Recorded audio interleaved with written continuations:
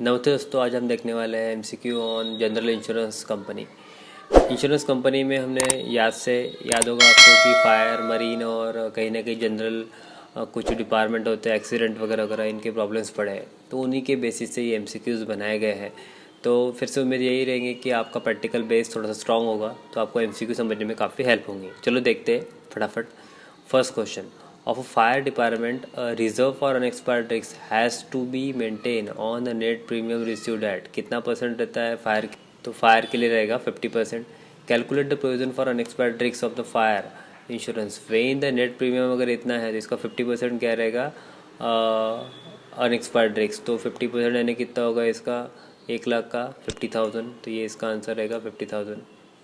What will be the amount of unexpired risk in marine के लिए कितना रहता है 100%। ठीक है।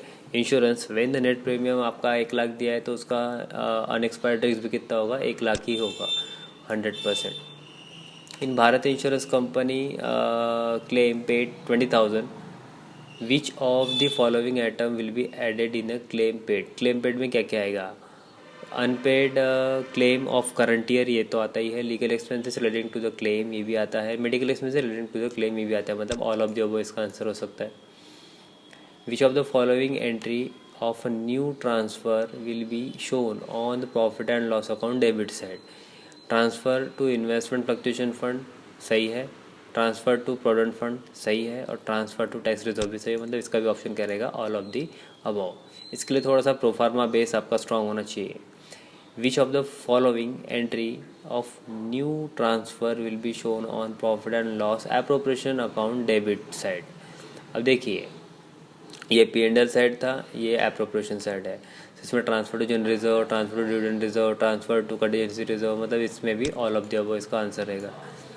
Following information is given by the Y limited. Unpaid claim है 4,000 of current year given at entry. अगर एंट्री करते हैं इसकी तो क्या होगा, रेवेन्यू अकाउंट का डेबिट साइड होगा, ऑन लायबिलिटी साइड भी होगा अगर एडजस्टमेंट में है तो। ठीक है, तो इसकी एंट्री बोथ अकाउंट में होंगी, बोथ ऑफ द अबव, मतलब रेवेन्यू अकाउंट के डेबिट में भी आता है और लायबिलिटी में भी आता है। Following information given by Z limited. Unreceived premium 6,000 of current year given in the adjustment. अगर है तो एडजस्टमेंट में अगर दिया है अनरिसीव्ड प्रीमियम की 2 एंट्री होंगी, एक एंट्री रेवेन्यू अकाउंट की क्रेडिट साइड में होती है और दूसरी एंट्री एसेट साइड में, मतलब both of the above. When general insurance company nationalise 1955 नहीं, 1969 नहीं, 1973 नहीं, मतलब इसका ऑप्शन क्या रहेगा आपका, none of the above. If nothing is given, अगर कुछ भी जानकारी नहीं दे रही तो what will the percentage maintain of the additional reserve. 10% नहीं, 20% भी नहीं, और कितना 25% भी नहीं, मतलब इसका भी ऑप्शन क्या रहेगा, नन ऑफ द अबव। ये none of the above type के क्वेश्चन है। ठीक है। XYZ limited give the detail legal fees, आपको 2,000 दिए in respect of the claim are shown. Legal expenses की entry in respect of the claim, तो एक एंट्री आप इसके रेवेन्यू के डेबिट में करते हैं, बट यहाँ पे देखिए रेवेन्यू अकाउंट का डेबिट का कुछ है ही नहीं, तो यहाँ पे भी ऑप्शन करेगा none of the above. When an insurance company find the risk heavy, the part of the risk is insured with another insurance company, such a procedure is known as, क्या बोलते हैं इसको, री इंश्योरेंस करवाना बोलते हैं। जब किसी इंश्योरेंस कंपनी को बहुत ज़्यादा हैवी रिस्क लगती है तो वो दूसरे इंश्योरेंस कंपनी से इंश्योरेंस करवाती है, तो उस कंसेप्ट को बोलते हैं री इंश्योरेंस करवाना। एज़ पर IRDA जो है वो इंश्योरेंस के लिए रेगुलेटरीज होती है, जो इंश्योरेंस के सभी चीज़ों को काफ़ी मतलब कॉन्सेंट्रेट करती है। जैसे कि स्टॉक एक्सचेंज के लिए सेबी होती है, वैसे इंश्योरेंस के लिए IRDA होती है। Regulation 2002, an insurance company carrying business of more than one type of insurance business is required to prepare। अगर एक से ज़्यादा टाइप के इंश्योरेंस का मतलब बिजनेसेस है, जैसे फायर, मरीन और एक्सीडेंट एक्सेट्रा एक्सेट्रा, तो क्या करना ज़रूरी है, separate profit and loss account for each type of business नहीं, separate revenue account for each type of business बनता है, अलग अलग रेवेन्यू अकाउंट जरूर बनाते हैं। Separate balance sheet for each type of business, a separate revenue account and profit and loss account for each type of business but combined balance sheet। नहीं, ऐसा तो नहीं होता है।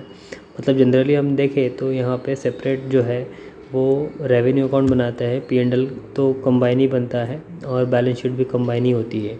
खाली रेवेन्यू अकाउंट हम अलग अलग डिपार्टमेंट का बनाते हैं, तो इसका ऑप्शन जो है बी होना चाहिए। In case of marine cargo business how many % of premium is to be created as a reserve for expired risks. अभी अपने ऊपर देखे थे मरीन के लिए कितना होता है 100%।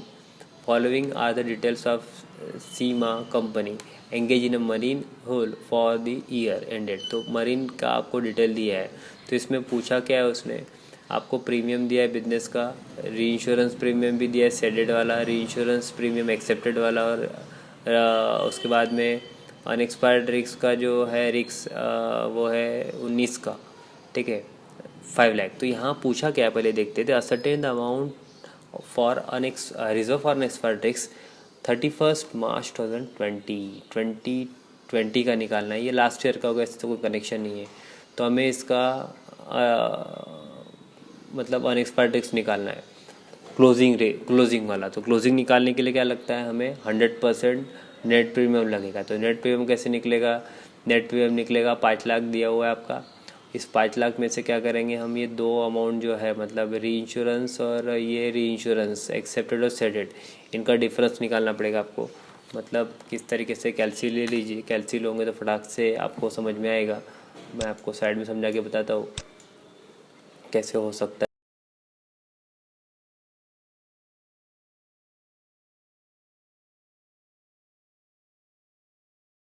तो इसमें आपको करना क्या है, 2,79,000 में से 1,19,000 माइनस करते हैं तो आपका 1,60,000 ये डिफरेंस आएगा। और 1,60,000 क्या करेंगे, 5 लाख में से हम लोग 1,60,000 क्या कर लेंगे, माइनस कर लेंगे, तो आपका आंसर 3,40,000 आएगा। तो इसका आंसर हो जाएगा 3,40,000 नेट प्रीमियम। इसका 100% निकालोगे तो भी उतना ही आएगा, मतलब लगभग इसका आंसर 3,40,000 होगा। ठीक है, आपको थोड़ा सा बेसिक और थोड़ा सा प्रैक्टिकल नॉलेज होगा तो काफ़ी अच्छे समझ में आएगा। अदरवाइज़ आप पहले थोड़ा बेसिक पढ़ना बहुत ज़रूरी है, तभी आपको सब क्लियर होगा कि किस तरीके से निकाला जा रहा है, क्या कंसेप्ट है, क्या स्ट्रेटजी क्या है। It is given that claim paid during the year amount ₹2 lakh है। टोटल आउटस्टैंडिंग क्लेम बिगिनिंग में इतना दिया था और एंडिंग में इतना है, मतलब बिगिनिंग और ये बिगिनिंग का हो गया, बिगिनिंग का माइनस होता है और एंडिंग का प्लस, मतलब last year minus current year plus. तो 2 लाख में से ये तो हैंड टू हैंड निकल जाएगा रे। 2 लाख में से 30,000 गए तो 1,70,000, 1,70,000 में ये प्लस होगा तो 1,90,000। Hence the amount debited to the revenue account कितना होगा, 1,90,000 अभी अपन ने निकाले हैंड टू हैंड। ठीक, care insurance company received interest on investment, net बोला है, नेट बोला है ये इतना अमाउंट दिया है। देखो नेट मतलब कटा हुआ है, ठीक है, कितना कटा है TDS, उसमें से 10.3% कटने के बाद इतना आया है, मतलब वो कितना होना चाहिए। तो आपको करना कुछ नहीं, यहाँ पे इक्वेशन लगा सकते हो सिंपली कि कटने के बाद इतना हुआ है, मतलब कि 100% में से 10.3 कटा हुआ है, मतलब ये जो अमाउंट है 31,395 ये कितनी है, इतनी है। तो हमें इक्वेशन क्या लगाना पड़ेगा कि 89.7 के लिए अगर इतना तो 100 के लिए कितना, राइट। तो हम क्या करेंगे, इसको कैसे निकालेंगे, इसको निकालेंगे ऐसे 31,395 इंटू 100 डिवाइडेड बाय होगा कितना 89.7, तो नियर अबाउट 35,000 इसका आंसर होना चाहिए। तो दोस्तों ये डी ऑप्शन रहेगा इसका 35,000। मैं क्वेश्चन आपको प्रैक्टिकली समझाने की कोशिश कर रहा हूँ, आपने भी कोशिश करना है समझने की और कैल्सी पेन पेंसिल लेके प्रॉपरली करने की, तो आपको समझने में और भी मज़ा आएगा। ठीक है, और वीडियो अच्छा लगे तो लाइक ज़रूर करिए, क्योंकि इसको बनाने में बड़ी मेहनत लगती है और मेहनत जब लगती है, समझाने में मेहनत लगती है, तो उसके बदले में थम्स अप तो बनता ही है। और वीडियो अपने दोस्तों को ज़रूर शेयर करिए ताकि उनको भी इन वीडियो की और नॉलेज की कंसेप्ट क्लियर हो सके, ताकि उनका भी एग्जामिनेशन अच्छे से जा सके। क्योंकि नॉलेज बांटोगे तो बढ़ेगा, और पढ़ेगा इंडिया तो बढ़ेगा इंडिया, ये मुहिम ध्यान में रखिए। हमें आगे जाना है, सबको लेके जाना है। Tata insurance company provide the following premium received दिया है, प्रीमियम एक्सेप्टेड ऑन री इंश्योरेंस एक्सेप्टेड, और ये अभी अपन ने ऊपर देखे थोड़ी देर पहले क्वेश्चन सॉल्व किए थे। ठीक है, रिसीव्ड, री इंश्योरेंस प्रीमियम एक्सेप्टेड और सेडेड दिया था, अपन ने डिफरेंस निकाल के उसका अमाउंट निकाल लिए थे, राइट।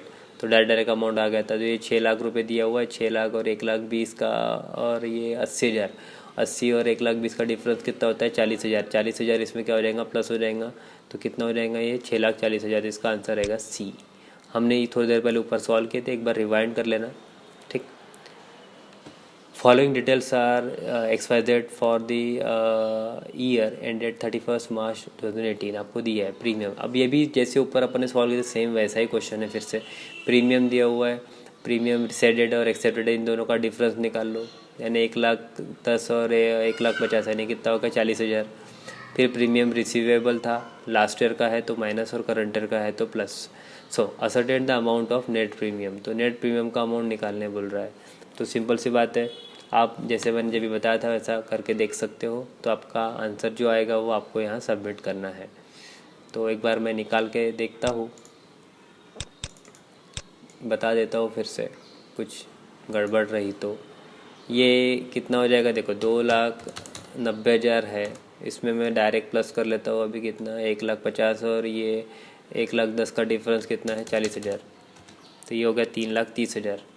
इसमें से अभी होगा क्या? ये लास्ट ईयर का है तो माइनस हो जाएगा, मतलब 75,000 माइनस हो जाएगा और 12,500 प्लस हो जाएगा क्योंकि वो करंट ईयर का है। तो इसका आंसर लगभग आना चाहिए 2,67,500।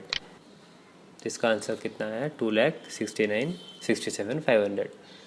In a marine insurance company percent maintain for the reserve for respiratory. Simple सी बात है, मरीन के लिए कितना है? 100%। रिपीटेड क्वेश्चन है। और फायर के लिए कितना है? 50%। ठीक है। Now in case of the trial balance XYZ company unpaid claim 2,000 का है is given, date is not given. Unpaid claim दिया है 2,000 लेकिन डेट नहीं दिया है, then it will be assume that कौन सी ईयर का लेंगे? Current year. Last year half quarter वो करंट ईयर का ही माना जाता है। In case of the fire insurance reserve for respiratory maintain eight 50% of premium. सही है, ट्रू फॉल्स टाइप के क्वेश्चन में है ये। और इन केस ऑफ मरीन इंश्योरेंस के लिए 50% होता है क्या? नहीं। देखो मरीन बोल रहा है, 50 बोल रहा है, मतलब ये क्या है? फॉल्स है आपका। ठीक है, मतलब ये ऑप्शन आपका फॉल्स रहेगा। क्यों रहेगा? क्योंकि मरीन के लिए 100% रहता है। Now match the pair type के क्वेश्चन दिए हुए। पेयर, अब देखो इसमें सीधे पेयर रखे हुए हैं ताकि समझने में ईजी जाए। री इंश्योरेंस प्रीमियम 2,000 रुपये का है, इसकी एंट्री कहाँ होती है? रेवेन्यू अकाउंट के क्रेडिट साइड में। कमीशन ऑन री इंश्योरेंस एक्सेप्टेड है, ये डिडक्ट होता है प्रीमियम में से।